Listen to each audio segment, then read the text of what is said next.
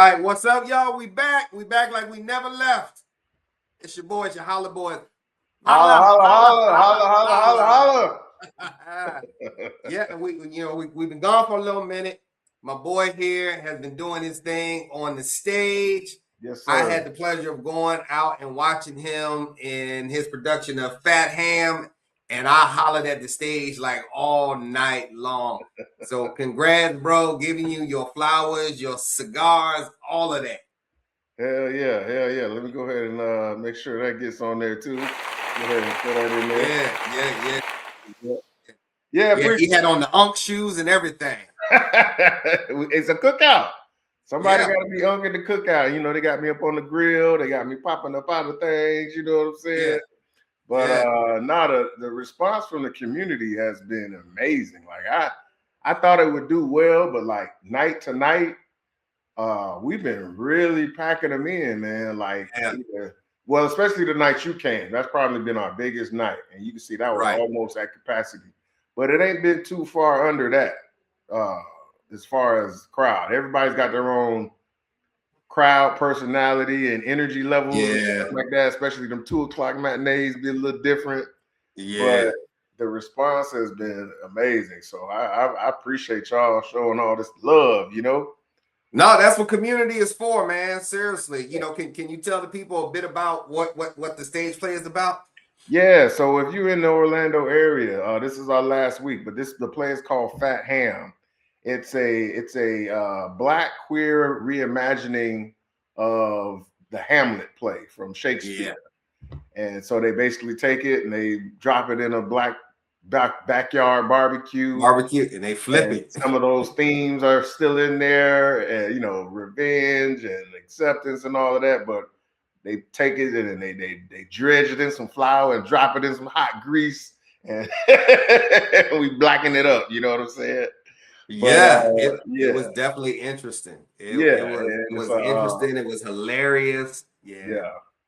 All Black cast, written by a Pulitzer Prize winner. Because, you know, I don't do nothing but Pulitzer Prize winning plays. You know that. That's all I do, bro. Pulitzer Prize acting ass. Yeah. That's all I do. But no, the writer's name is James Imes. He's also, and, you know, cross my fingers, he's readapting Their Eyes Are Watching God by Zora Neale Hurston. So that's coming up next year. And I put my name in the hat for that. So we'll see. Because, I can't do but one play a year, man. It's hard goddamn work. You did your thing, and like he just said, this is the last week. So if you have not seen it, get your ass out in them seats and check it out. This it's hilarious. It's very unexpected, and it's a perfect segue for what we're talking about today. Because you know your boy is getting his Michael B. Jordan on. I play 2 characters in this play. Yes, so you know what I'm saying? Yes, he did. And I've been getting a lot of, you know, nice feedback, positive feedback on that. Because it ain't easy, and trust me. And these guys ain't even twins. MBJ played twins. These guys but still. And you know, in Centers, like they had different colors. The only way you knew who the character was for Essex was the Unk shoes. Yeah, Unk shoes 1 and Unk shoes 2. Yeah. Pretty much. I was oaked up. Oh, and them ashy knees, right? Them ashy knees. Ashy knees. Yeah. All right, but congrats, man. Let's tell the folks who we are. Yes, sir. I'm JayGreg. I'm a screenwriter. I'm a screenwriting professor and producer. I'm all about character content and story. It's your boy, Essex O'Brien. I'm the actor. I'm all about what hits, what misses, and what should have stayed on the cutting room floor. Yeah, and we are here today to talk about the Oscars. Yeah, we late. Who cares? We better late than never. Better late than never, but that's all right. Y'all ain't hear it from us yet, so that's what's up. You sure didn't. You didn't hear our take on everything because we actually reviewed almost all of the films that were nominated. Yep. And we called it for Sinners and for One Battle. Yeah, because if you, matter of fact, we'll post a clip from that review. Because if you remember, I said if there's one movie that's going to give Sinners problem, it's going to be One Battle after another, regardless of what you. because I know it's been polarizing. I know there's been some people who love it, some people that hate it, but just for all the reasons, not just in my opinion, it was a good film. I know you thought highly of it as well. I know a lot of people didn't, but if you know kind of like Hollywood, you know how the Hollywood thing works and what they're into, you could easily see that this was going to be a major, major contender. And obviously, we all thought Sinners was the best film of the year. But if there was one that was going to get, Sinners all day. Sinners if there was one that was going to give it trouble, it was going to be that one battle after another. So that's pretty much how it played out. Yeah. But I will say this. I am so glad I was wrong about the best actor category. Yeah. I thought they were going to make him wait. I thought they was going to snub him.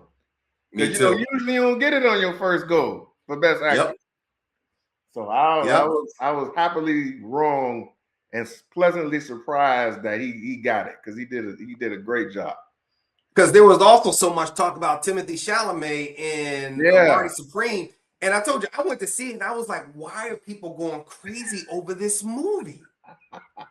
I couldn't understand it. Hey, you paid to go see it too, so I know I had it on the stream, and I found it hard to kind of get through it. I went on a Tuesday where it was half price, so I was like, "Oh, good for you, good for you." Yeah, I mean, don't get me wrong. Like, you can watch a film and be like, "Okay, good camera work," and all right, yeah, that's good performance. But at the same time, it might not just you ain't feeling it. It's not memorable. Marty Supreme is not a memorable film. Sinners and One Battle are memorable films. Yeah, like you were, especially you know Tiana Taylor and the newcomer.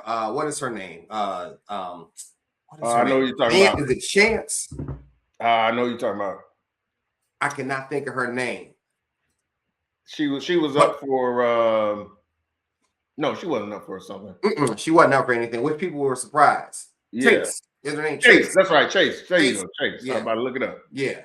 Yeah. But you know, it was a good battle between the two movies because I think One Battle was nominated for 13 and Sinners broke the record and was nominated for 16. Yeah. Yeah. And I remember we was talking to Kev from the Black Strip. Shout out to the Black Strip. I'd be like, man, we'd be lucky if we get 30-40% of that. Like, you know, 5 out of 6, maybe half. But we'll wind up getting 4. Yeah, it was a strong 4. It was a strong 4, but you know, probably could have got that at least a 6. But that's all right. We supposed to, you know, we'll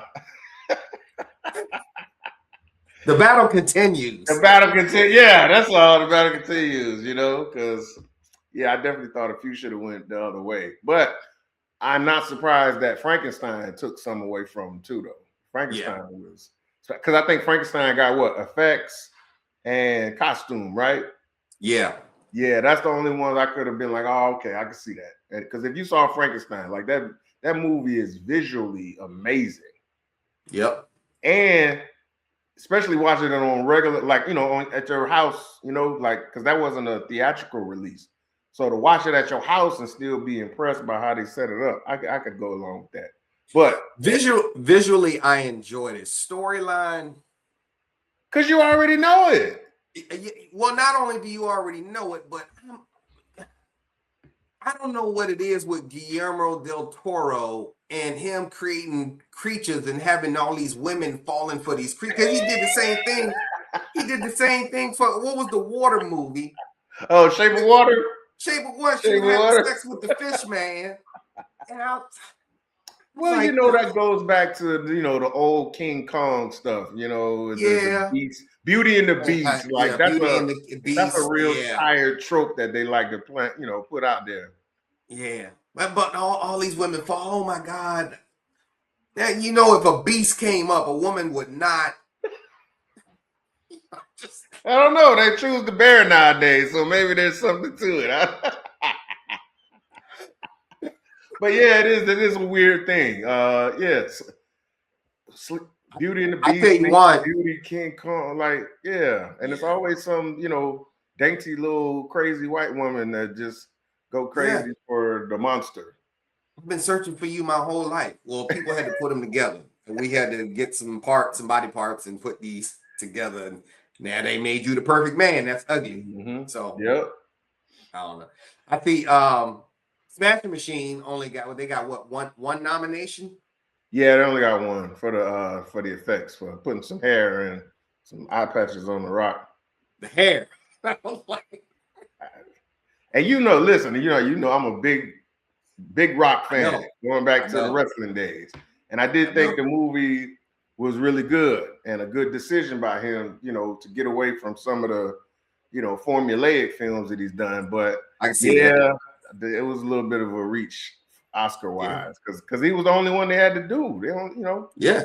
The hair stole the show, and that's why it was nominated. Did Emily get it? No, I don't think she did. No, Emily didn't get nominated either, right? I don't think so. No. Yeah, no. Oh, wait a minute. Did she? Emily no. I think people expected her to, but it didn't happen. Just like The Rock didn't get a nomination. Yeah, it started to get crowded. Yeah. But you know, this was Michael B. Jordan's year because he walked away with the top prize, Best Actor, and also did he get the SAG? No, he got the what did he get? Was it? Yeah, he got the it was the SAG award for Actors Award. Yeah, he got that one too. That's when it started to change, and people started to be like, "Oh, he might actually get it." Because, like you say, for a longest time, it seemed like Chalamet had all the momentum behind him, and his movie it was more recent as well. So there was a lot of people thinking it was going to be his time, and it wasn't. And by the way, they got snubbed completely. Like they had 9 nominations, they ain't getting none of them. Nothing. So it was almost like there was a complete turnaround on that film, because it was like they tried to prop it up for the longest time, but then people started to realize, like you say, it's like that shit wasn't that good. No, and then some people were saying that it was backlash from something that Timothy has said about ballet and dancing or something like that. But people had already put their votes in. Yeah, the votes was already in. Yeah, that didn't have nothing to do with it. I did like how when Sinners came out and they did their medley, how they had the dancers come out and they had who's the Misty Copeland. That she did her ballerina dance right in front of Timothy Chalamet. Off a busted hip. She just had her hip replaced. She came out here and schooled your punk ass. So that was great. And then and Ryan Coogler, got best screenplay. I was so happy to see. Yeah, now that was he deserved best picture. Yeah, best director. Yeah, he did. I would have been cool. Like, don't get me wrong, I wanted Sinners to win best picture. But as far as those 2 individuals getting recognized, Ryan and Michael B. Yeah. I would have loved to have seen Ryan get that director, even if it cost us. Like, you know what I'm saying? If we had to trade, you know what I mean? Go ahead and give. He would have been the first black director, first African American to win the best director. Thank you. Don't PTA already got one or something? Yeah, man. It's Boogie Nights or some shit. Yeah. I'll be honest with you, I'm not a big Oscar historian, that's for sure. Because sometimes I can't watch the show, bro. Like it gets sometimes where it's dry as hell, and then other times, just like me as an actor, like I start to get competitive. I'm like, man, I need my fucking shot. I ain't gonna lie, I had money on this one. That's money. I had you betting that? They got FanDuel for Oscars now. Where you betting that? It was this app called Kalish or Kalish. I'm not sponsoring them, though. If you want, we want to sponsor the channel, come on through. So I had some money on best director, best picture. What else? I had like 4 categories, and for some reason, I didn't have Michael B. Jordan on my bingo card to win, although I wanted him to. I thought they was gonna. You probably thinking like me, like they was gonna screw him over. Yeah. Yep. So I should have went with my heart instead of going with my head, you know, Did you and break I would even? have won some money. Did you break even at least? I lost everything, man. With nothing. Nothing. That's hilarious. That's Yeah. hilarious. Yeah. So let me ask you about this, because there's a new category that they added. And you know, I've been dying to talk to you about it. They added best casting. Okay.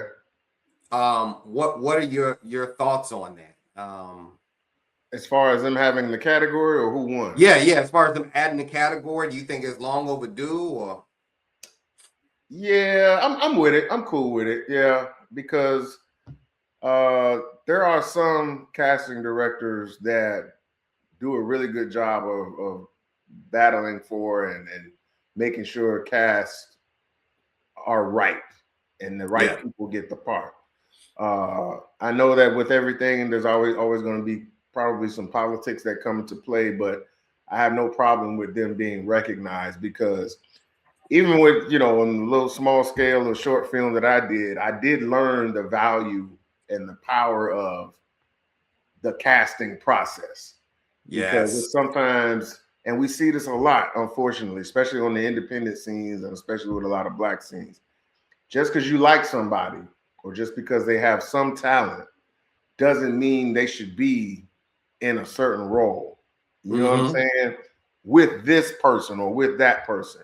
That's why, you know, and I love the fact that Ryan released the, you know, the screen tests and, you know, the chemistry test stuff, like, and all that stuff, because all that stuff matters. When I did my short film, Black Unicorn, I just had in my mind it was going to be this person to play the female love interest.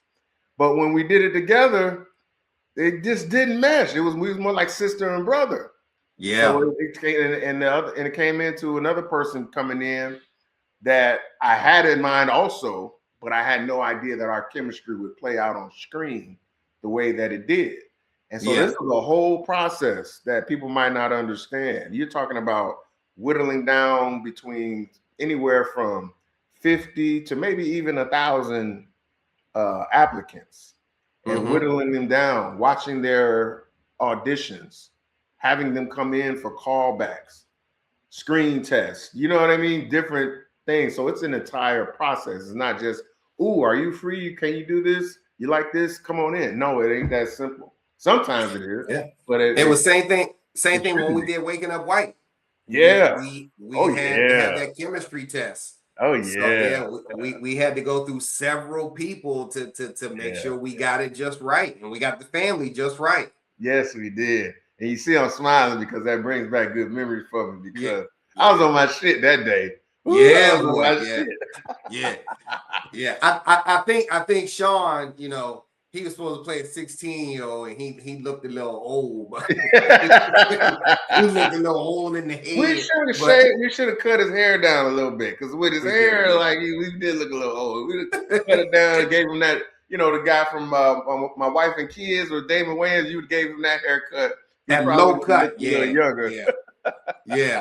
But I think the chemistry, we got the chemistry right for that. You know, you and Sarah and Chardell and Sean, it was great. It was great. So I agree with you about casting. I think you know, they definitely deserve their flowers, their due. They should have a category in the Oscars as well. And I was glad to see, you know, this person get it, because, you know, again, you know, I'm a very behind the scenes person, and I'm glad to see more behind the scenes people, you know, getting their due. And you know, I was looking her up because I had never heard of her before. Who won? I must have been in the car when that happened. Who won? Yeah, I think her name is let me look her up real quick. Cassandra Kulukundis. I hope I said that right. But yeah, she, you know, I'm looking at her IMDb right now, and you know, she's done a lot of TV, you know, like Gossip Girl, The Brutalist. She did the movie Her, where the guy fell in love with his phone. And she produces also. Oh, really? You know, so she's got some producer credits on here as well. Yeah. So yeah, she she got her just due. You know, very happy for her. Oh, and she did Punch Drunk Love. I love Punch Drunk Love. Okay. And Magnolia. Yep, yeah. So yeah, she deserved that. That's what's up. Yeah. So now, you know, hopefully, you know, the casting agents, not saying that they don't work hard now, because they do, but now they see that they can possibly get an Oscar, and they be like, all right, you know what? Yeah. I got to really be on my shit now and make sure I cast the right people. Yeah, for sure. For sure. Yeah. Cool. All right. So what huh? Hope they start casting them wider nets. Yeah. Go outside your box. Blacker nets. Yeah. Blacker nets. Yeah. Hell yeah. All right. So were there any surprises for you with the Oscars?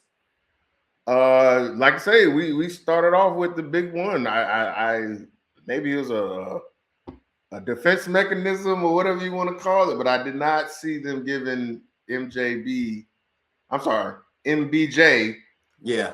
His flowers on his first go round. Yeah. I was shocked by that, and I'm pleasantly surprised by that, and so happy I was wrong by that. That's the biggest surprise. Yes. Other than that, you know, pretty much the defense mechanism worked because we didn't get as much as we thought for Sinners. And then, like I say, one battle after another for Best Picture. I thought they was going to be right here. I thought that was a pick 'em, even though our pick was Sinners. So that's really the main surprise. I also was rooting for Delroy. I was rooting for Delroy. Yeah, that's who I went for, Delroy. I was like, you know what, I'm going with Delroy. Go back and watch our review when we did one battle after another. We called it. We was like, that's probably the best supporting actor right there, and it was. Yes. So, you know, no surprise there. He, wish he was there. He probably shooting something else and wish he was there. But his role in that. Delroy was there. He was at the Academy Awards. No, I'm talking about Sean Penn. Sean Penn, who won. Yeah. The guy who wound up winning.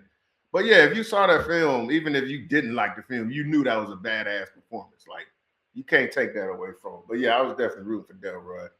Yeah. So yeah, just best actor. That's the biggest and only surprise that I saw coming. What about you? The same thing. Same thing. And I'm glad to have been surprised by that. But once again, we have to go back to our reviews. We've been calling it. We've been calling it. Y'all been getting excited about this other stuff that's out there. You know, the Rock did Smashing Machine, and I tell you one thing, you know, and she's a friend of the film, you know, Christy, the boxer. Okay, yeah. And we had talked about that, you know, before, saying that we thought that Sydney Sweeney was going to get some nominations, and the entire film got snubbed, which I thought was bad, but I think it was due to all the bad press that, you know, was caused by Sydney Sweeney. They didn't get nothing from nobody though, like nothing, Global, nothing, BAFTA, none of they were none of it. That's Sydney Sweeney touch, man. Man, listen, and I'm starting to hear, you know, stuff come out about Euphoria. Like Euphoria might be delayed, and there's been a bunch of drama with that, and her and Zendaya don't get along and stuff like that. So it's like, damn, all of a sudden she's like radioactive. All her dramatic roles, it seemed like they falling flat, and you know, nobody's really paying any attention. I saw something the other day. It was a true story. It was her, Jude Law. Damn. What's the guy from the Avengers who was turning them against each other in Civil War? He's like a French actor or something. But anyway, it was based off a true story about these people that go to this island and try to colonize an uninhabited island. And man, I wish I remember the name of it. And it was pretty good, but it got no attention. It was one of them things. Went to the movies for maybe 2 weeks, and then I was streaming. I can't remember the name. I gotta look. It's on Netflix. But yeah, people ain't feeling her like that outside of Euphoria. They gonna start sending her stuff straight to DVD. Pretty much. Man, okay. Well, that is our Oscars review. You got anything else? Hey, nah, man. Listen, y'all tell us we getting back on the horse. This is the last week of the play, so we're gonna be coming up with some fresh stuff for y'all. Tell us what y'all watching, what y'all want us to take a look at. Well, again, that's our review of the Oscars 2026. Holla, holla, holla, holla, holla. And we will catch you next time. Meet us in the comments. Tell us what you think. Tell us what you think should have won. For sure. Peace. We out.